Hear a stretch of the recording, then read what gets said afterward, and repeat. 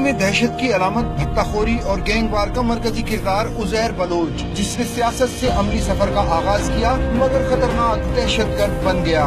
उजैर ने लियारी के ट्रांसपोर्टर फैज मोहम्मद उर्फ फैजू मामा के घर में आंख खोली। 2001 में सियासत में आया, लियारी से नाजिम का इलेक्शन लड़ा मगर शिकस्त खाई।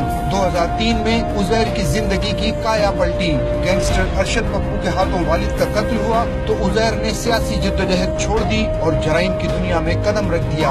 उजैर बलोच कजन रहमान डकैत के गैंग में शामिल होकर अरशद पप्पू से लड़ता रहा। 2008 में पीपल्स अमन कमेटी बनी तो उजैर बलोच ने इसी छतरी के नीचे पनाह ली।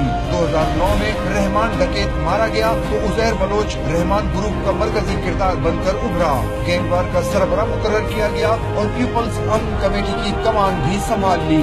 इस दौरान लियारी में भत्ताखोरी उरूज पर पहुंची। लोग उजैर को इनकार करते हुए खौफ महसूस करने लगे।